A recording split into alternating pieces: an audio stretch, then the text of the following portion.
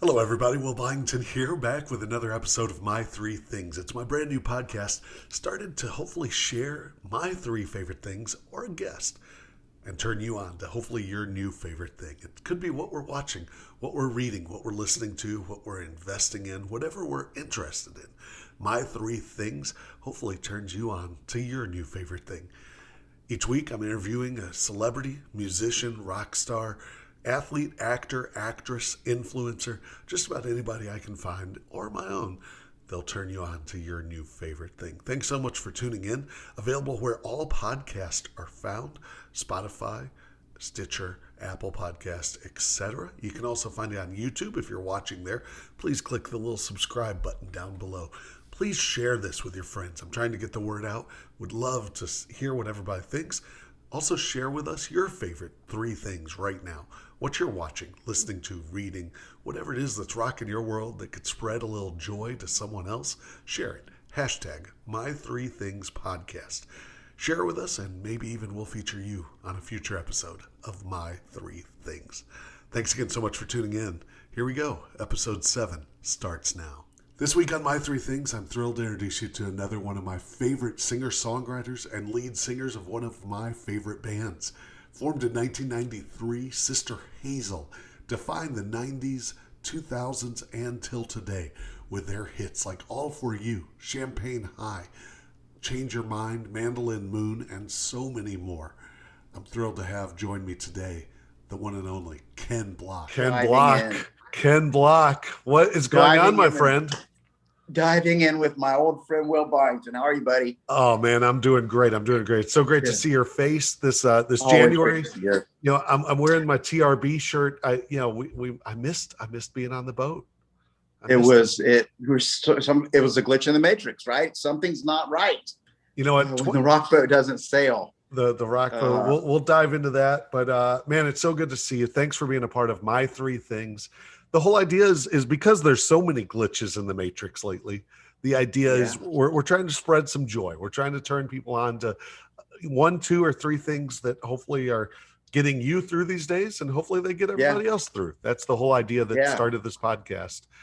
That's the medicine we need, right? That's what we're hoping. And hopefully it'll lead us right back into being back, seeing you at shows and out on the road.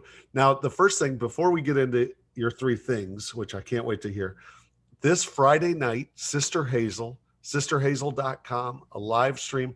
Tell everybody a little bit about what they can expect. And y'all have been doing a bunch of great things. Yeah, we've done a couple of them, and we take a lot of pride that they're very well produced. You got to give Trojanowski, man. He doesn't get a lot of props, but Mark has been big on the production side of this thing, the creative piece of all these live streams. Last time we had a great living room set up, and we had people from all over the world that were part of it. And this one, we're going to do an acoustic live stream event. We're going to play some of the hits, but we're going to play some cuts that aren't really on any other records acoustically or any other live performances. And so I think that's going to be a lot of fun. And we are having other musicians, talented guests jump in and perform some stuff with us. So we're really looking forward to it. It's kind of like we had a record called Before the Amplifiers, which was our first big acoustic record. And this is Before the Amplifiers 2. So that's what we're going to be doing. Well, but I know a lot of our fan base. This is one of the things I love about our fan base is if we want to rock, they're all for it. They're there. If we want to strip it down and be like the Indigo guys, they're all about that too. And I love that because that's kind of who we are. I like breaking it down and doing that more singer, songwriter, storyteller thing. But sometimes you just got to crank it up and make them move. So what you're saying is it's going to be all covers of Closer to Fine. I'll be Amy, Andrew will be Emily, and the other guys will be the Indigo Girls backup singers. I think anyone who knows Sister Hazel and anyone who has ever seen you guys on stage, you guys perform. Yeah. One, the thing that I've always taken away is every single time it looks like y'all are just having a complete blast on stage. You can tell you guys enjoy what you do. You enjoy your fan base. And also some of the funniest guys in rock and roll. I'm not going to funny looking too, but you know, the jokes y'all tell, the stories you tell is pure comedy as well as absolute enjoyable rock and roll. And people have caught our set before. First one that really kind of made me taken aback was Keith Kane, Keith from Vertical Horizon. He saw Drew and I do our acoustic set, and next day he came up because like, guys, I caught your set last night. You were hilarious. And I was like, we were playing a musical set, I was like, but we weren't comedians. But the truth is, man, when we get up there, we like to have fun. I mean, I believe when you're laughing, you're not dying. Yeah. Everything's on hold for those little moments, and my dad was always, I grew up in a house where a bad joke was better than no joke at all. He was like, swing the bat, son. And a lot of people like dad jokes or bad jokes, but I'm like, oh man, bring it on. Well, and you and I were texting yesterday about setting this up, and you mentioned that it was your mom's birthday, who has been on the Rock Boat and is an absolute superstar, rock star. I think maybe even more famous than Ken Block is. She is. Your mom, can't go. So. She can't get 15 feet on that boat without getting, stopped. My mom is, she's just an amazing human. She's really witty, funny, but she's very warm and open. And when she talks to you, you're the only person in the room. We meet a lot of people, and as nice as they can be, there's always just, even if they're not being mean about it in any way, you get distracted. I mean, I do. I get pulled in different. My mom was like, I'm talking to you. You have my undivided attention, and it's a gift. She's incredible. I wish I had that, because I'm totally like, even right now I'm like squirrel. Yeah, Ritalin. ADD. Where is it? Yeah. Well, let's so happy birthday to her. That was awesome. And 85th birthday. 85th. But and then again, sisterhazel.com for Friday night's live stream. I'll put the links all below and all that. So let's get into it. My three things, whatever you're reading, watching, listening to, what's rocking Ken Block's world right now? What's number one? All right. Well, number one, since I'm a musician, I'm going to tell you what I've been doing lately in my musical life. Right. So as I have a tendency to do every few years is I will circle back from whence I came, and I'll go back and I will listen to these albums that I grew up listening to, or artists that I maybe hadn't taken as deep a dive on then as I would appreciate now. And so, even like Pink Floyd, I didn't love Pink Floyd when I was growing up. I liked them, but in my later 20s, I was like, oh my God, I get it. Like there's times when you hear it at a certain time. Anyway, I've been listening to all these classic rock albums. Okay. The Boston album and old Billy Squier and even old Stones, and like the songs and all that, but how they're recorded. Like you put it on the ears and you're like, man, the guitar starts here and it's over here. And now this one coming in over here. And the drums actually move around and it's not so squished. And you're like, that sounds like a band in a room creating all this stuff. So I really dive into how they're making the music. So I have been diving into an old artist that I will say I always liked him, but I was never like a super fan. But I have grown to be a super fan of his work. That artist is John Mellencamp. Oh, awesome. And okay. John Cougar Mellencamp, all the way back to when he's still Cougar? All of it. Like I went back and kind of dug into all of it. And that story alone, like, Johnny Cougar, John Mellencamp, John Mellencamp. I know enough about him to know that I don't know that I like him necessarily. I mean, I think his nickname's Little Bastard, but I think I respect his work, where he's one of those guys that at first, and maybe I was too young to understand, but it came across as too simple. It's just too straight ahead or simple. No, man, what he was doing was he was drawing that straight line from his heart to your heart. and no frills. I'm going to cut right to the chase, right? And so I started digging back through that stuff, and I'm going to point you to one thing, because this was the one thing that I went, that's where the rubber meets the road. Is I pulled up an acoustic version of John Mellencamp singing Small Town. Got nothing against a big town. Man, it's still hazy enough to say, look who's in the big town. But my bed is in a small town. Oh, that's good enough for me. I was born in a small town, and I can breathe in a small town. Probably die in a small town. Oh, that's probably where the bear remains.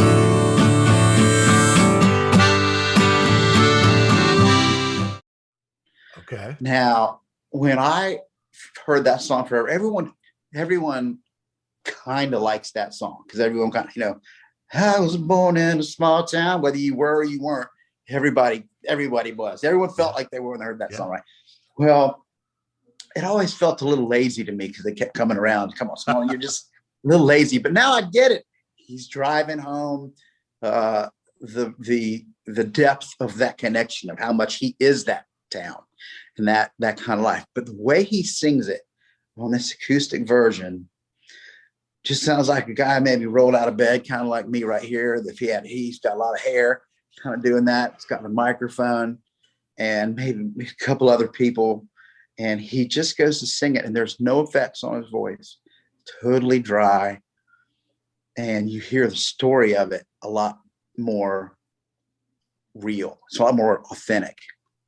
And I had been breaking that down, like, why is that impacting me like that? Like, I've heard this song a million times.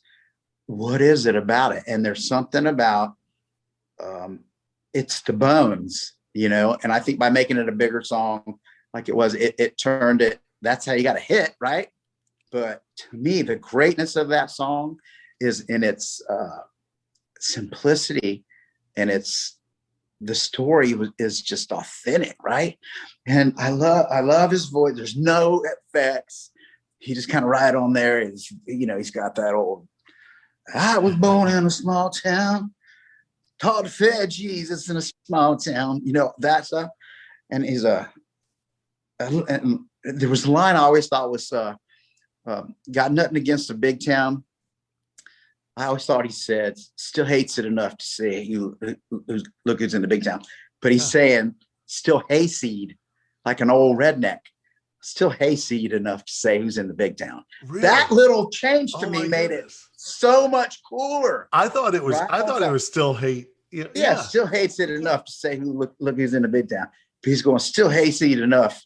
Hayseed is that's a crack on him, not a crack on them. You know what I mean? Yeah. And so anyway, if you're going to send a link to anything for music for me right now, go back and listen to that, and then go listen to the real version. Same thing with Pink Houses, the acoustic version. That song was so ain't that America, where everybody, it's about America. It wasn't so nice about everything that America is. It's kind of what we're dealing with now. Yeah. It's a lot of, he's definitely one. He's definitely one, like some Springsteen songs, like some Tom Petty songs, like all those guys. Mellencamp's definitely one of those. Mellencamp's definitely one of those ones where people think, oh, that's such a positive song. And then you listen to it and you're like, oh, wait. Yeah. What's crazy to me about it is someone go, what I don't like is when people go, well, it's an anti-American song. It's not an anti-American song. It's the America that I love, that we love, is better than that. Yeah. And we are better than that. And we can, and what's cool, what's cool that he's done with, he's definitely one of those artists. And I love when people say, oh, artists shouldn't be political or shouldn't use their voice. I love what, Mellencamp's one of the founders of Farm Aid, with Willie Nelson and all those guys. And he's taken that. Still working it. And that's fascinating. Even just like you're saying, that little nuance of hayseed, like he's worked that into who he is. And yeah, That's whether right. you like the guy or not, he's definitely written some hits, and he's definitely done amazing work with what they created with Farm Aid and whatnot. And he's,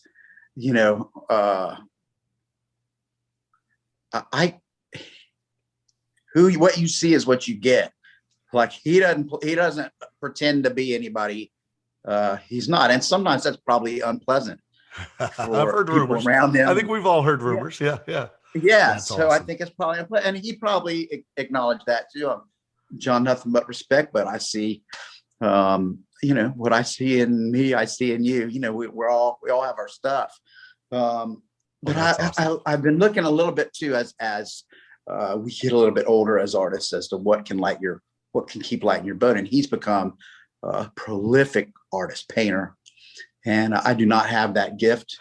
But a couple, I have another friend, James Bates, who's a great football player at University of Florida, played for Dallas, who's become a really, really fantastic folk art painter and artist. And I have envy in a good way. Like, wow, man, they took their thing and they're doing this next thing. And I don't know. It's very interesting to me when people can navigate into a new area of their arts. Well, I'll tell you, Ken, and we won't get into it now, but NFTs, if you've dived into or heard anything about this, some of the stuff that's selling there looks like Microsoft Paint from 1992.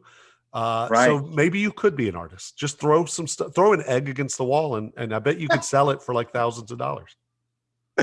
Oh man. And call it art. I could probably come up with some kind of spray, fire hose. I've also seen Cooking with Ken Block before on a couple things, and yeah, I think you could. I think there's a future here.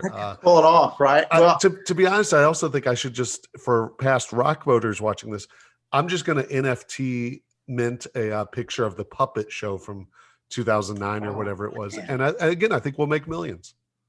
Well, I tell you, I watched it again finally. I finally watched it again this year in quarantine, and we were disgusting, and it was gloriously inappropriate. But there was some really funny stuff that happened. Like people go, "That was hilarious," and you're kind of like, "Okay, that's funny." There was some really funny, completely improv stuff. And you're just lucky that again, there's I think only one video of it that exists, because Sister Hazel might be canceled if some of that. I'll tell you, if you want the full experience, I don't know if you're who the listeners, if you're big earbud person, phones or earbuds, or you got a good stereo in your car, you just like to drive, but it's a way better experience than just playing it through your phone speaker or just a thing. Like, I always say, just put in the earbuds and block it out and just be part of it. Like you're sitting in the room and listen to Small Town Acoustic. And again, looking at those records, like he had, within seconds of a song coming on, you knew it was him and you knew what record it was. That's awesome. I need a lover. I need a lover that won't drive me crazy. That intro. That song right away, right? Yeah. Pink Houses, right away. Authority song, right away. There's one song that I discovered I liked more than I completely dismissed when I was younger. And it's called Cherry Bomb. And it's about going to this club, Cherry Bomb or Cherry, whatever. And it's about when they were young and we were young and we were improving, laughing with our friends. And it is so grooving and so good that now I'm like, oh, how did I miss this song? But it was a hit for him. It was a good one. I know this is exactly why I'm doing this podcast, because I know what I'm listening to this afternoon. I can't wait to get into some of that Mellencamp and listen to the drums, Kenny Aronoff on the drums and how they make these songs. I mean, everybody knows Jack and Diane and all that, but I mean, listening to like Paper and Fire and Cherry Bomb. I think it is. I'll look it up. So what's number two? What's number two rocking your world? Okay, so number two is I really like to get in my car and drive one of the things that I've done a lot of on this break is explore my own state. Like, I know my state pretty well, but I pop into these different state parks and different preserves and these trail walks and all that. I have a great time. So in my car like that, I like to listen to podcasts. And my personal favorite podcast in the last couple of years that I've dug into is an obscure one a little bit. It's on Gimlet. It's called Heavyweight. Okay. And the host's name is Jonathan Goldstein. And this guy, the whole premise is he helps friends, family, or total strangers resolve an old issue, or sometimes it's a trauma. Sometimes it is a trivial, like hilarity ensues. And it is very witty, very clever, but also heartwarming and well produced, well dialed in, okay. You know, as far as the music and the dry, he's Canadian. He's got that sort of Canadian dry sense of humor. But I love it because it makes me feel good. Everything you do to someone does eventually come back to you. Everything you do, all actions have reactions. There's some questions that I've never been able to really answer. And the only way to really answer them is to go back, which Jonathan persuaded me to do. Oh, hi, it's Jonathan. I didn't get that, but, okay. From Gimlet Media, I'm Jonathan Goldstein, and this is Heavyweight. Does that seem okay? Join me as I mince... But it isn't... The questions don't make sense. Wheedle. But you have that information? I probably do. Mealy mouth. Take this off, will you? It's annoying. No, here, just put it in the... Cajole. Go say hi. No. No, come on. No, let him go. And backpedal my way into the past, like a therapist with a time machine. So have you guys missed each other? You know, he asked the weirdest question. What's it? It's over for you, you old sausage. It looks like that, but you never know. Maybe you've laid awake, imagining how it could have been, how it might yet be. But the moment to act was never right. Well, the moment is right now. You're still in love. Yeah. And you want her to come back. You have to write something that's beautiful to her. Tell me. I want to be vulnerable with you, but I think in some ways... Sorry, I just dropped the recorder. Help me to help you, to help me, by listening to Heavyweight. Follow and listen for free on Spotify or wherever you get your podcasts. I feel different, Johnny. I just feel so different. But it's great. Like I push people to. You can start at the very beginning with Buzz, but I would say go listen to. He has a very good friend that he brings on the podcast. Gregor is the guy's name. He's annoyingly annoying, but lovable, and he's very smart, and he's a little condescending, but he's fun to listen to on the radio. Anyway, his first episode is about he had this box set of old CDs, and he loaned them to a DJ in the area at the time named Moby. Well, Moby went on and made a huge record sampling from this like African set of CDs that his buddy had loaned him. Okay. And so his buddy wants his CDs back now. This is like 20 years later. And he wants to know, hey man, I gave you the CDs. And so they find Moby. And like they go and they go. And he talks and he recognizes him from the village, and it's super awkward, but really funny. And there's some resolution. And so like that. And another one, there's one about this guy named, this one called Kenny, about Kenny Carter, who was a Canadian daredevil around the Evel Knievel period. Okay. And his goal was to jump over a mile over this river in a rocket car. And remember when Evil Knievel tried to jump Snake River Canyon? This guy was going to jump a mile over a river. Anyway, there was this whole subset of these daredevils, like this culture, and there's a heartfelt thread that runs through this whole thing. And they're great. They're heartwarming. They're awesome. Hilarious. Whatever. There's another one with a guy named Joey. These are the names of the episodes: Joey, Gregor, Kenny.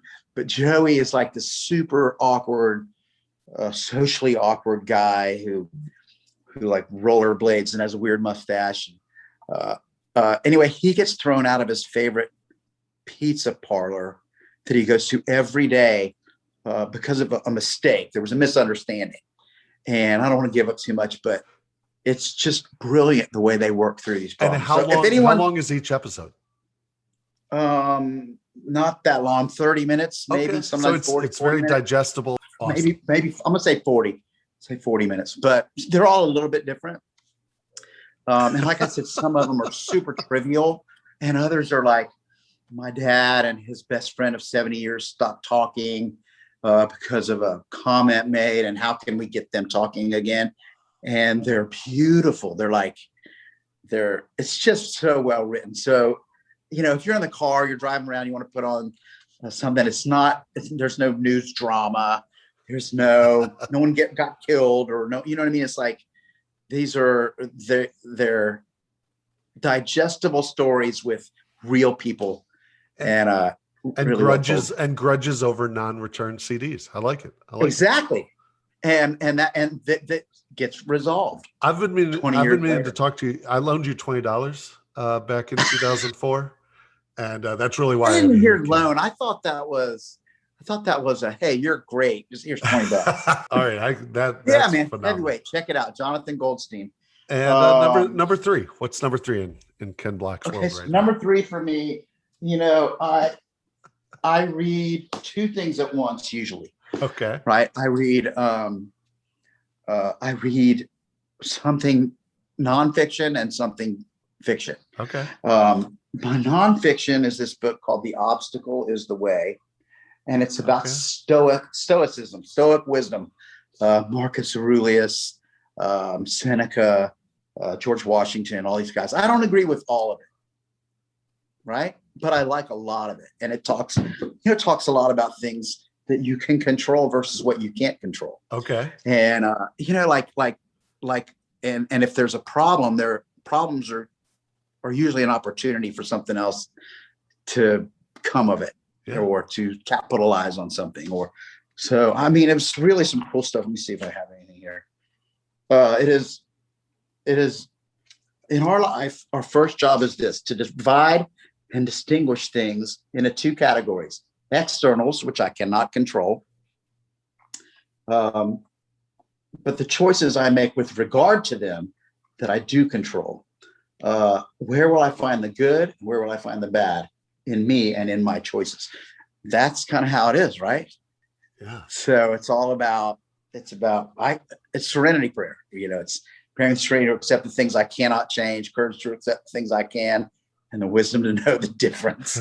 And it's that's where I usually get lost. I usually get lost in the wisdom part of. With the wisdom to know the difference is the hardest part. It's like you feel like you can control everything. This is the craziest part to me. We feel like we can control things by worrying about them. Yeah.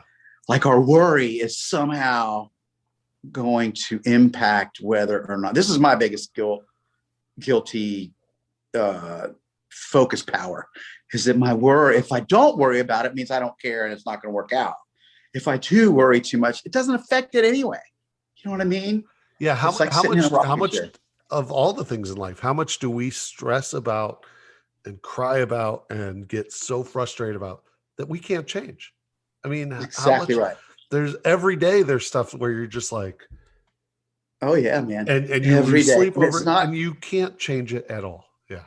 That's fascinating. And even in 12-step stuff and everything, they're like one day at a time.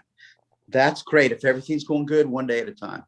But for me, most people I know, it's like hour to hour sometimes, you know what I mean? And you got to keep rechecking. And I used to teach my kids this, and this was real helpful.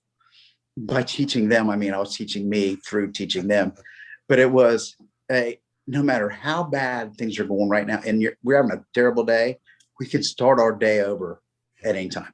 Yeah. It's not like this day is ruined. It's let's just start over, do over. I've always been a big believer too. If you wake up and you're sitting in bed and you go, today's going to suck. Today's pretty much going to suck.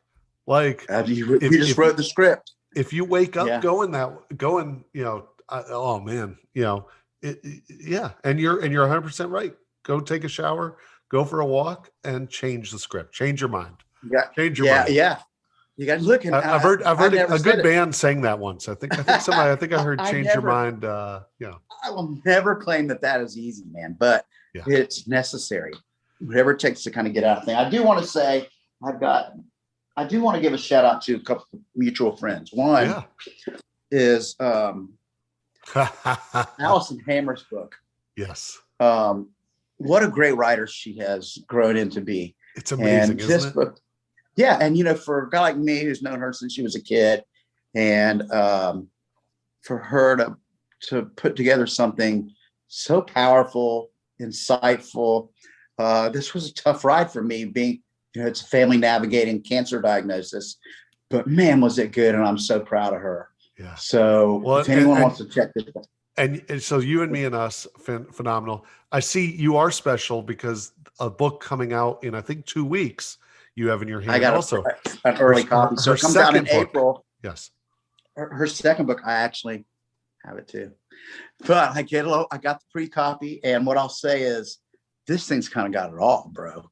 I mean, this is about a girl who finds out about her father through a DNA test and tries to go back and figure out things about her mom and what's happening then, and parent-kid dynamic, and great, memorable characters. And so this book's coming out April 12th, I think. I don't know if you can pre-order it. You can ask Allison Hammer that. Yep, you can. I'm actually hoping to have her on the. I'm actually hoping to have her on the podcast soon if she'll answer my call. If I can get a hold of Allison Hammer, she's a big deal now. Big deal. But yeah, she's got a book release party, and you can pre-order it now. And everything I've heard about that one is awesome. Yeah, it's all that in a bag of chips, man. So it is really, really good. And lastly, earlier in the break, I read this, The Sweetness of Forgetting.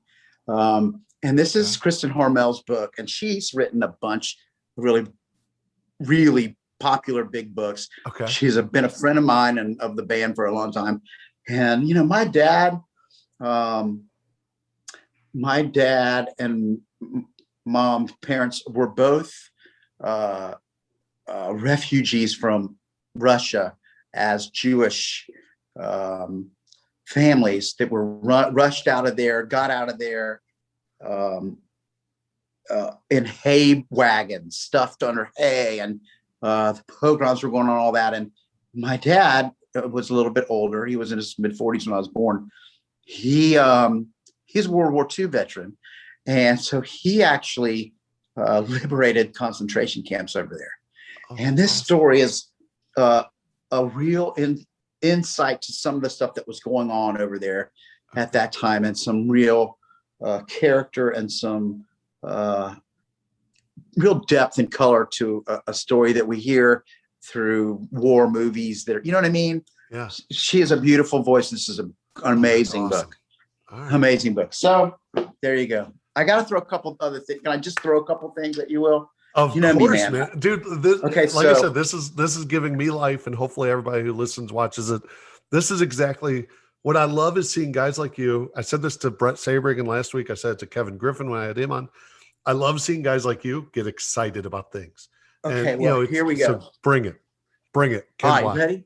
All right, so on the lighter side of things, a lot of people, I'm sure, have said this, but if you didn't watch Schitt's Creek yet, you're just crazy. Come on, do it. It's such a fun ride with such fun characters, And my wife would not watch it at first. She's like, it seems depressing. They had everything and then they lost everything and they have to live in this old dirty hotel. And I'm like, that's the beauty of the whole thing, is how they come together through that and learn, and their fish out of water story. So what's funny is Corinne from Six Man sent me something. There's a Schitt's Creek pop-up bar here in Chicago that's been going for like a month. She's like, you gotta go.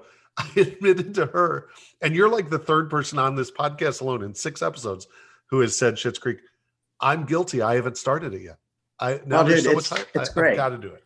You got to watch. I mean, you got, just like most series, you have to watch a couple to get a feel for the characters, but then you fall in love with them all, and they're brilliant. And the fact that Eugene Levy and his son on the program, David, that's his real son. Yeah. And his daughter is Twyla. Great name, right? Twyla. She works at the restaurant. So their whole family's working on this thing. Anyway, Schitt's Creek. Schitt's Creek. I had a great time. I did not think I was going to like this, but my buddy Joel, Joel Cobden, told me to watch Cobra Kai. And I watched Cobra Kai, and it was so much fun, man. It was like this nostalgia and of the 80s and watching those movies and all the feels from that. And then the story briefly is 30 years after he wins the fight against Johnny, where are they now? And of course, things are going well for one and not as well for the other. And it's just heartwarming. You end up rooting for guys you don't think you're going to root for.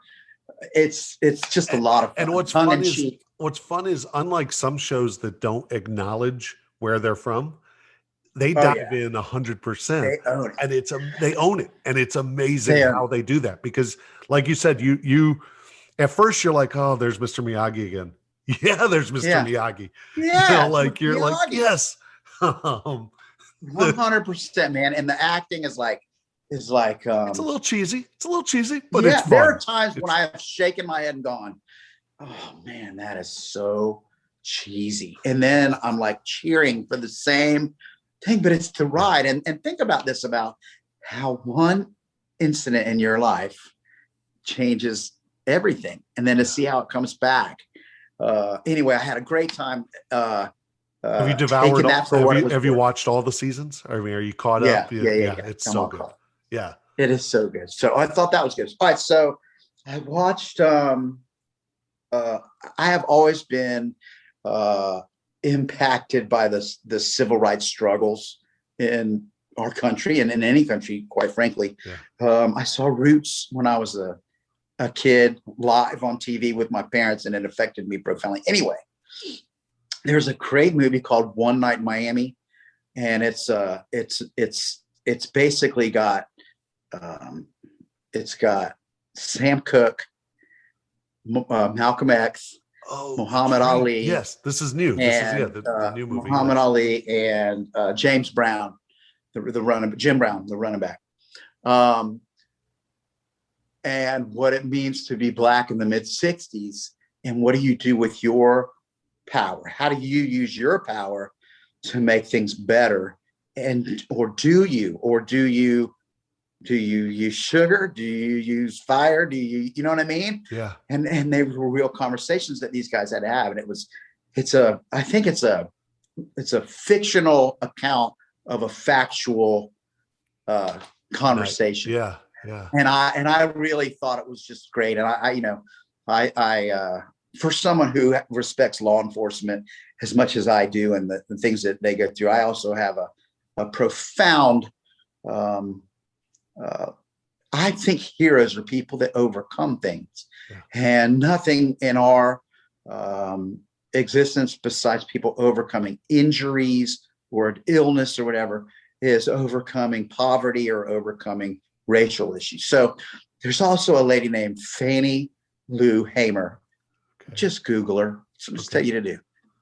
Her story, living on a sharecropper farm and then getting into this involved in civil rights. She's one of the lesser known civil rights activists. Fannie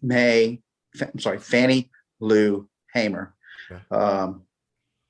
Oh, those are the, if they can do stuff, I'm like, what have my lazy ass done today? Anyway, I thought both of those were great. And lastly, last but not least, anybody who had watched The Walking Dead prior to the pandemic kind of got a sense for how things could go if they really go bad, right? And I got to tell you, I loved that ride, The Walking Dead ride. I did not want to get into it. I thought zombies can be stupid. But then I had some good friends say, you got to watch it, man. It's not about zombies. It's about people. It's about how you survive, how you cooperate, how you don't, power struggles. And I got into it and I loved it. And I couldn't get Tracy to watch it. She watched it. She loved it. And now Chance started it, my son Chance. And he's like, Dad, you've been telling me for 6 years to watch this. I'm obsessed. So anybody else that's in the Walking Dead family, we did those cruises with those folks. I was going to say, I think I have a picture somewhere I might have to pull out of Mr. Ken Block being a fanboy, getting a selfie with Norman Reedus. With Norman Reedus. Oh man, super fanboy, and I love the show. I mean, and it was really about what would I do. Now, I'm not gonna lie. I started watching it when we did the cruises. We did 3 or 4 Walking Dead cruises. And Norman Reedus and Jeffrey Dean Morgan, who was phenomenal.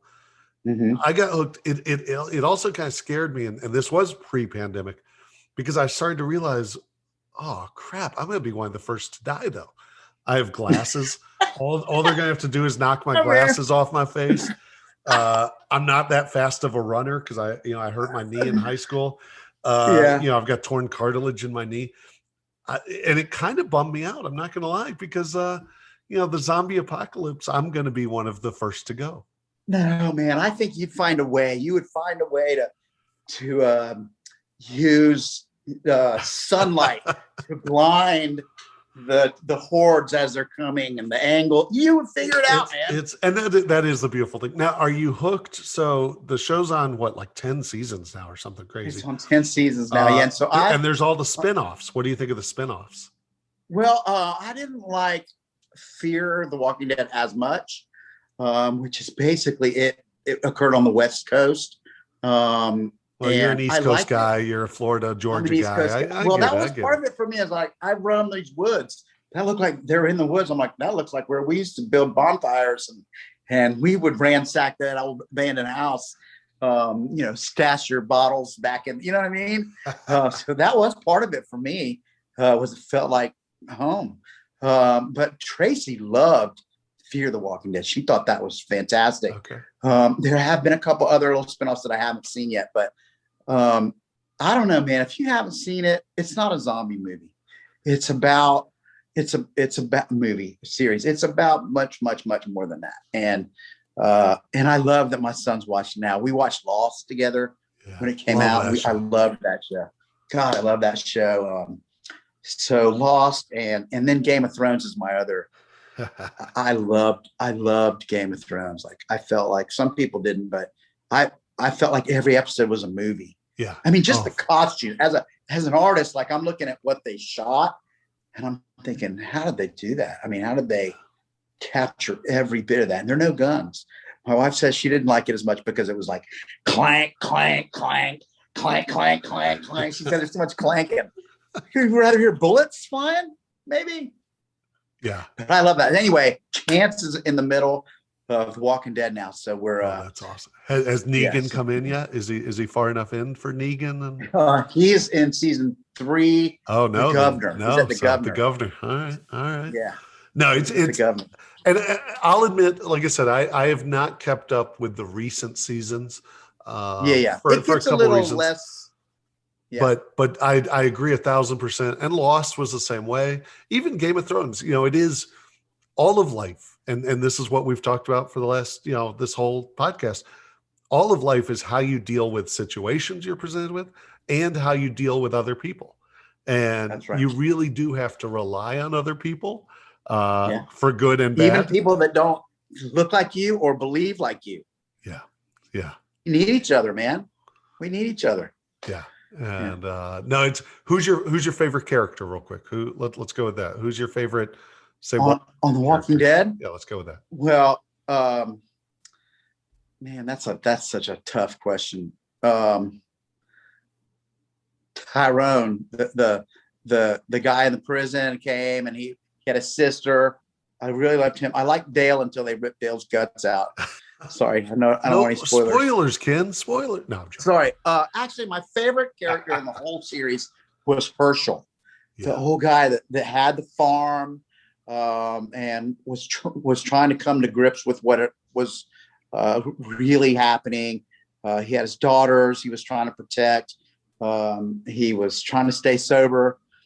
He had strong moral beliefs. He was a great, strong character to me in that show. But Norman Reedus, man, without Norman Reedus in that show from start to finish, I don't know that it hangs on. Yeah. I will say one of the coolest things, again, spoiler, if you've not dived into Walking Dead, but this was like, I think season 2 or 3 was when Herschel died. Spoiler. He was in season 2 and 3. But on the cruise, when they had Herschel's head, the special effects, and to your point of being an artist and the fascinating skill with the way they shoot it, and Walking Dead does feel like a movie almost every episode. Oh yeah, absolutely. The magic of the makeup and the way they shoot it, but it was pretty cool to be on the Walking Dead cruise and be able to take a picture with Herschel's head. Even well, that was why I initially watched it. I had my friends tell me, "You got to watch this, dude. I know you. I know how you'll get into this." And I was like, "Well, you know what? I'm doing this cruise. I'm going to binge it for the next couple months." Same. Yeah. And I got sucked in, and I really liked what it made me think about. Yeah. You know, how would we be? Yeah, I am with you. In real life, I'm not as fast as I once was, and I've got glasses, and I might get low blood sugar out there or something. It could go wrong.